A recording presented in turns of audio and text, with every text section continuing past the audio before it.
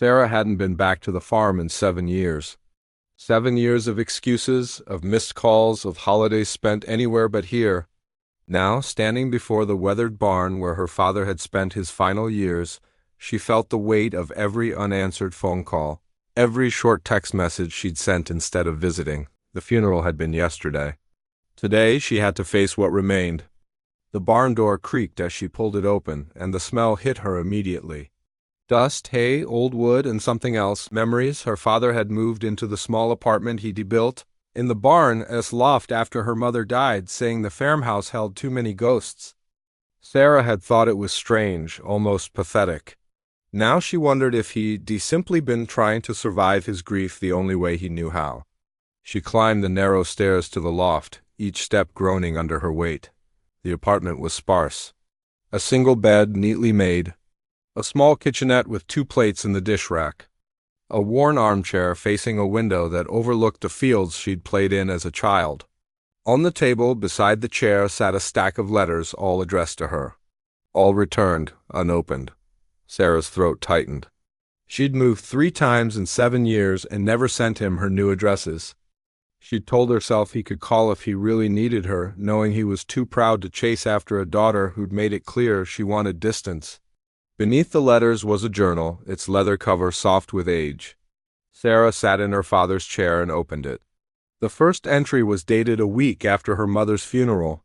Her father's handwriting, usually so steady, trembled across the page. He wrote about the silence in the house, about sleeping in the barn because he could bear to wake up reaching for someone who wasn't there.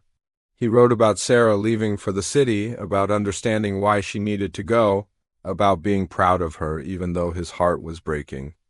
The entries continued, chronicling his days. He wrote about the neighbors who brought him casseroles he couldn't eat, about learning to cook for one, about the barn cat that started showing up, keeping him company on cold nights. He wrote about his garden, about fixing the tractor, about small victories and quiet defeats. And on every page he wrote about Sarah, about the daughter he loved fiercely, the daughter he was afraid he'd failed somehow, the daughter he missed more than his own heartbeat.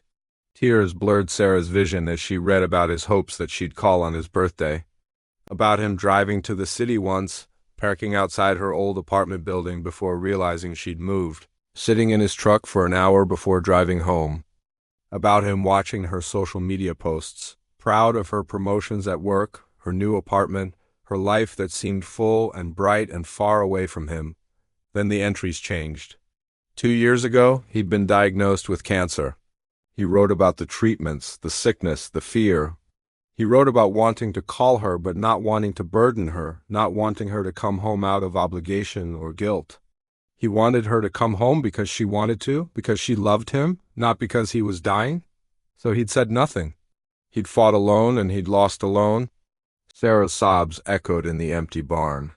She'd been so caught up in building her new life, in running from the grief of losing her mother, that she'd abandoned the one person who'd needed her most.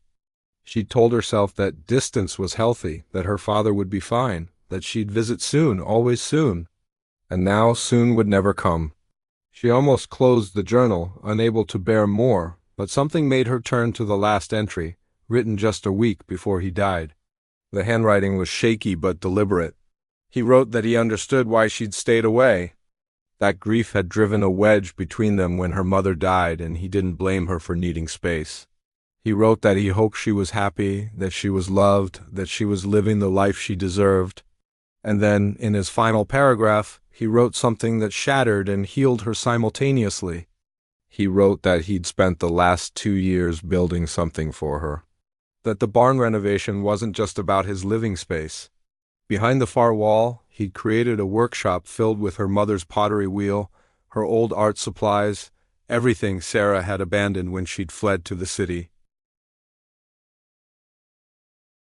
He wrote that he knew she'd given up her art to pursue a corporate career, knew she'd sacrificed her passion for stability after her mother died.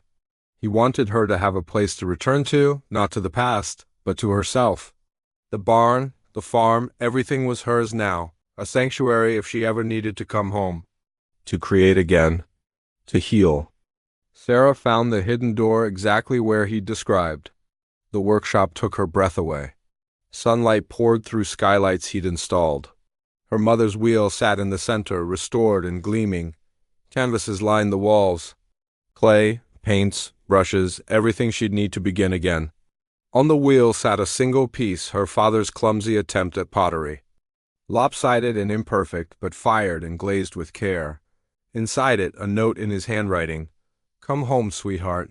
Not to yesterday, but to tomorrow. I love you. I'm proud of you. Now go be happy." Sarah held that misshapen bowl and wept.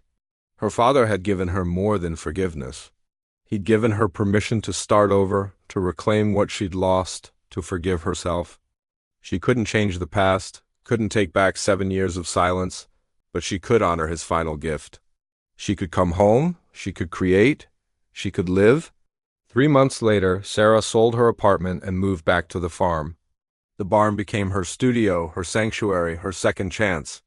She created pieces that spoke of loss and love, of regret and redemption. And every day she sat in her father's chair, looked out over the fields, and whispered her gratitude to the man who'd loved her enough to let her go, and loved her enough to call her home.